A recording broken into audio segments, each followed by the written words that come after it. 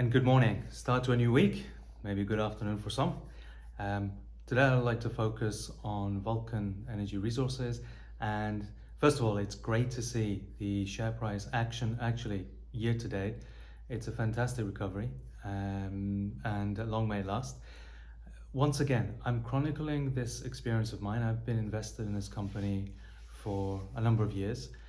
It's the first company that I'm in where I'm staying in until production. And I've been studying it, and there have been ups and downs and swings, but I've focused on that famous Lassonde curve trend and gone along with the journey on that trend. And I believe we're in the next part of that uptrend, given the progress, given the time, and we'll go into some of those things and driving factors. But so far, so good. There's been a good recovery, and I believe that will continue, and that's buttressed by very positive news flows and the sorts of news flows that we would expect at this stage. So, really exciting, and let's get into some of those factors. So, I'd also like to mention this new piece of research by MWB Research, a brokerage. They've released it, it's online, get access to it. They just summarize really what is in the plans of Vulcan Energy's latest company update. And crucially, they update their own analysis, their own cash flows, valuations. And as you can see, they've come out with an expected valuation of over €9, um, with a current valuation of 419 million market cap.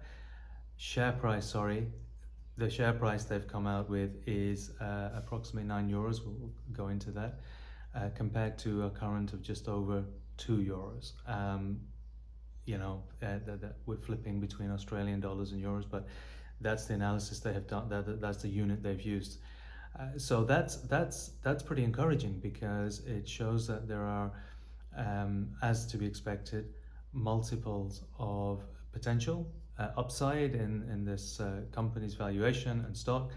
And of course, our focus always is on the execution, meeting those milestones.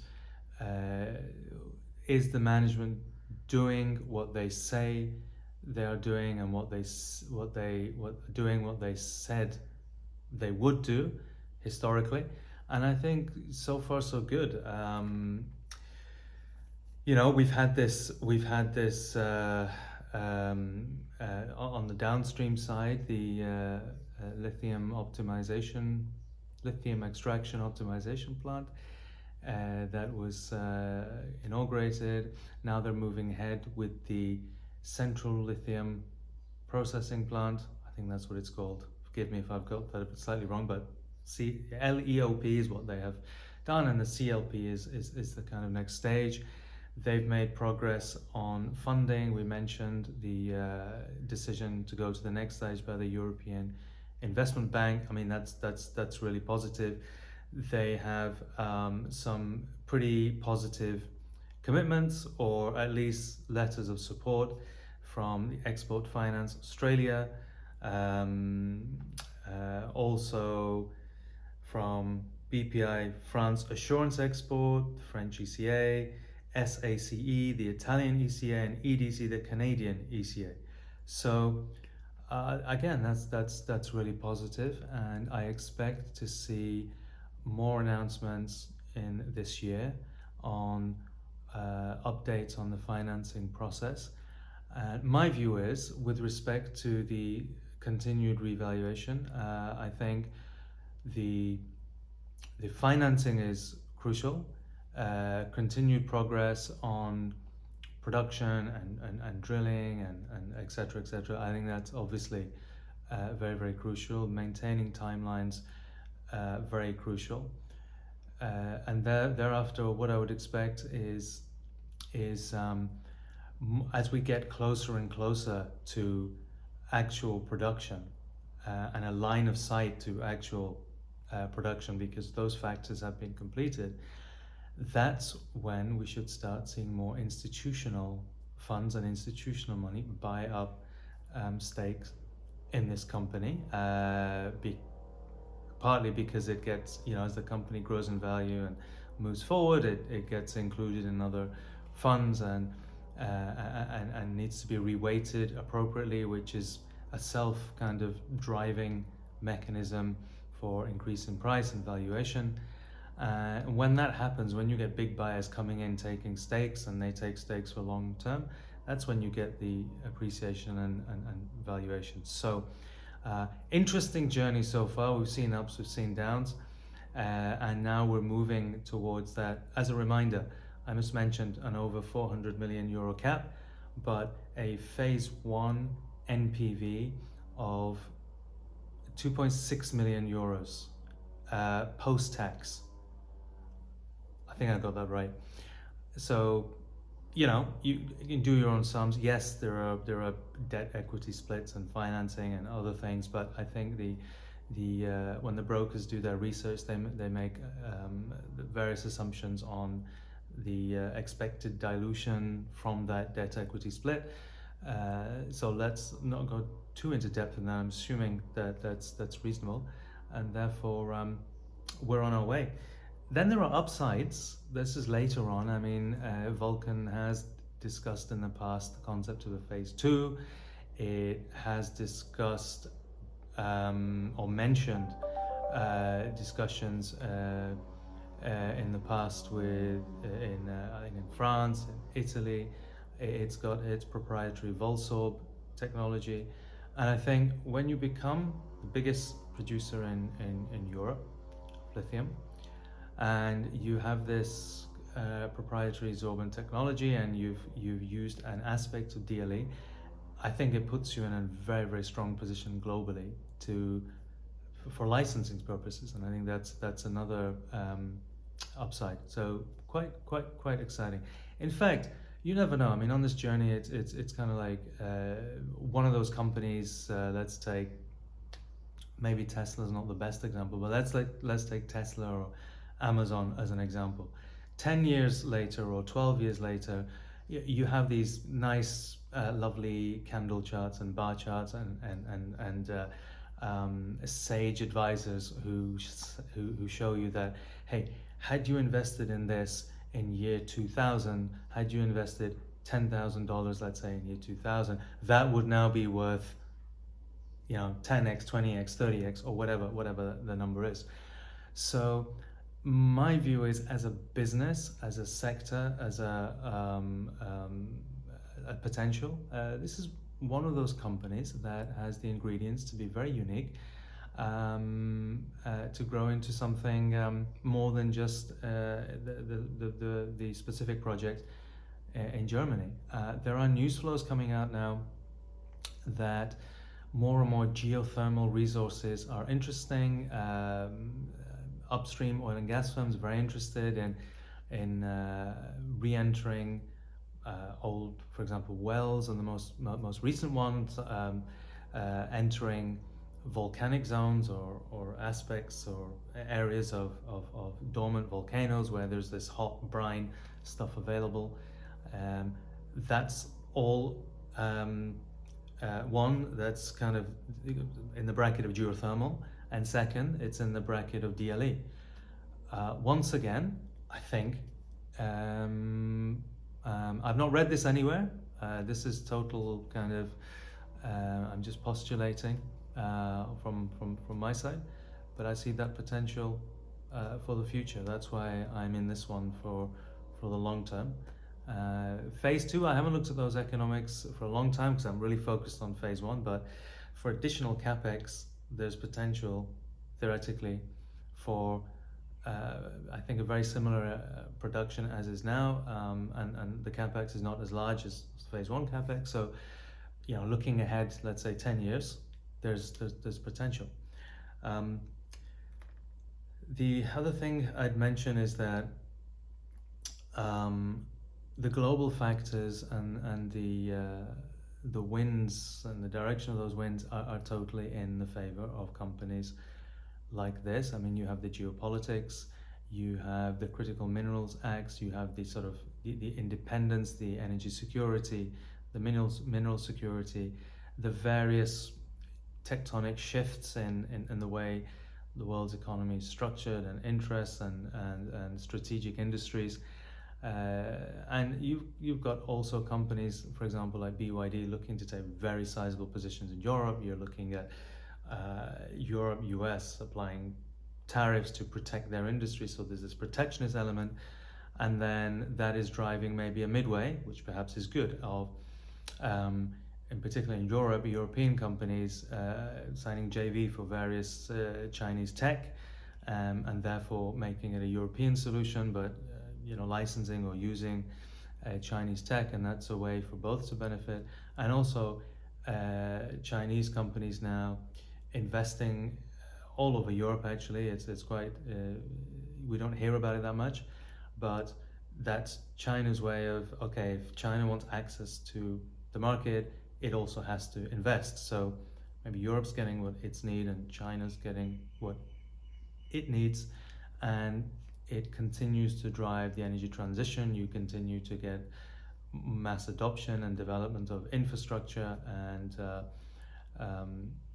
that helps with the net zero goals. In the end, it's potentially a win-win. And also, you have had recent announcements, particularly from G7, to recommit phasing out coal-fired plants 2035, and well, definitely not building anymore. And in order to do that, they are committing to investing in significant energy storage, and that again will drive the demand for these critical minerals, because a significant proportion of that storage will be battery storage.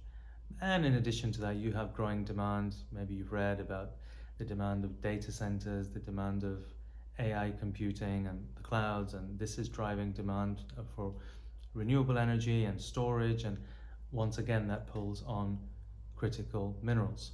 So I think the pull factors, the demand factors are there. EVs are growing. Perhaps there's you could even say, an artificial slowdown, perhaps, in Europe and North America, because they're trying to protect their industries and allowing them to actually catch up with the technology, and repurpose and their factories and build new ones, so they're not completely decimated. I think that's the logic. But whether it's hybrids, whether it's EVs immediately, it's going in one direction. The demand for those critical minerals, obviously less so in the hybrid in comparison regarding the size of the battery, but it's still going in that direction. I think it's once technology and price win over, and now you're having to apply tariffs to make something uncompetitive. What is that saying? Before, there was this hoo-ha about oh yes, EV subsidies and it's costing and la la la, but now, as you can predict, with innovation, with scale, the cost is so low. Now countries are having to, well, especially from China, because they're far ahead. Now you're having to watch these policies and discussions come to raise the price to the consumer, because they've fallen behind. However, in general, given the geopolitics and given the energy transition and the mobility revolution, I haven't even talked about air flight yet, I think, and robots. I think these are additional blue sky demand potential as well.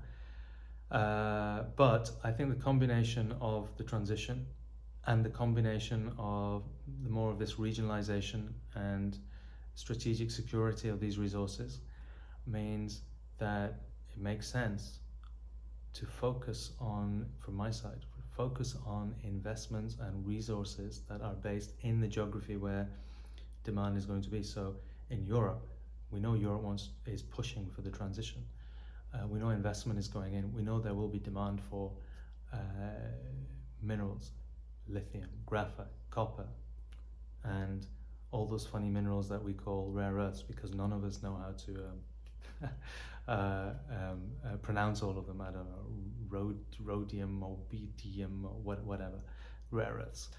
Um, and therefore, those companies that are based in strategic locations, um, I mean, I don't know, as good as gold, as good as lithium, as good as Bitcoin, or whatever allegory or simile we want to deploy.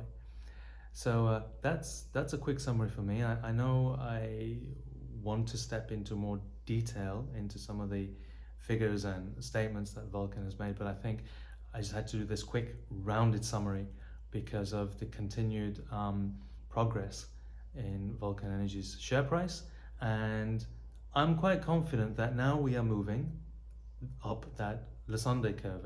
For example, well, let's say the second, it's not exactly a hump, but the second steep gradient. So before you go boom, okay, disillusionment, capitulation, curve goes like this. Those that really don't understand and were in there for the ride either have been burnt or managed to, open their parachutes, leave. And then you have this period of realization, and then you go up there. And I believe we're we're up that curve. Time will tell. I'll continue doing these updates, and the critical thing is, what then? Then for me, if this whole process has worked, then I have personally learned something. I have a story, and I'm confident the other investments that I have made are on a similar track, and then I can kind of talk more to those with more confidence that the analysis and discussions that I'm providing are useful for everybody else. So that's why I'm being a bit cautious and just focusing on just a few investments for these discussions to really myself gauge and understand out of experience and not just theory. So let's see, we're coming to mid 2024. That's, 18 months of excitement coming up, hopefully. Let's see how it goes. Been a bit of a long one. Thanks for watching. Always do your own research. It's not advice.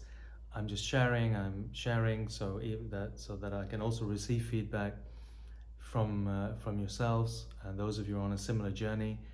But I do believe that if this all works out, then we can really mutually add value, especially for the small investors to build wealth out of the energy transition and contributing to a more sustainable world. I think that's enviable, right? Okay. Thank you for watching and listening. Have a great day. Bye bye.